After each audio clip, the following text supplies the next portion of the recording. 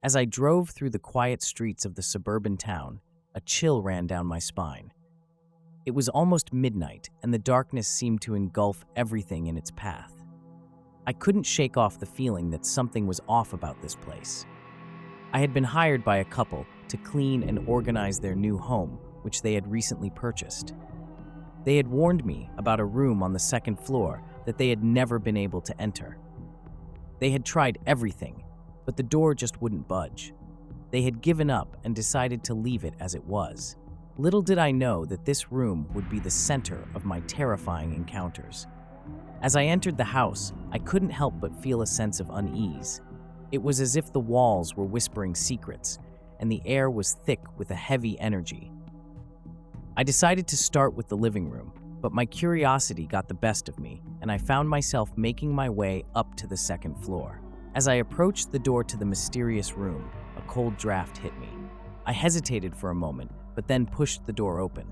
The room was pitch black, and I could feel my heart racing. I fumbled for the light switch, and finally, the room was illuminated. What I saw next made my blood run cold.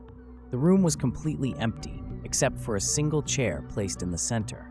But what caught my attention were the strange symbols etched into the walls.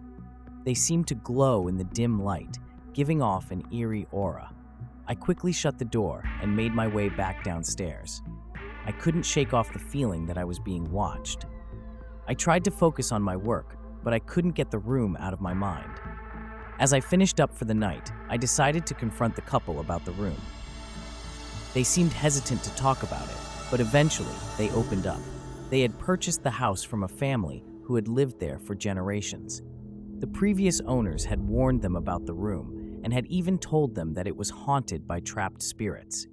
They had never experienced anything themselves, but they believed that the spirits were restless and needed to be released. That night, as I lay in bed, I couldn't shake off the feeling that someone or something was in the room with me. I could hear whispers and strange noises coming from upstairs. I tried to convince myself that it was just my imagination, but I couldn't ignore the sense of dread that washed over me. The next day, I mustered up the courage to enter the room again. As I stepped inside, the door slammed shut behind me, trapping me inside. Panic set in as I frantically tried to open the door. Suddenly, I heard a voice whispering my name. I turned around to see a figure standing in the corner of the room. It was a young girl, her face twisted in agony. She reached out to me, pleading for help. I could feel the weight of sadness and despair in the room, and I knew that I had to do something. I reached out to the girl, and as soon as our fingertips touched, a blinding light filled the room. When I opened my eyes, I was back in the living room, the door to the room wide open. The couple was shocked when I told them what had happened. They had never experienced anything like that before. But from that day on, the room remained open, and the spirits were finally at peace.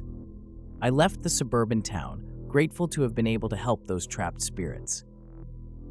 But I couldn't help but wonder what other secrets lay hidden in that quiet little town, waiting to be uncovered by unsuspecting visitors.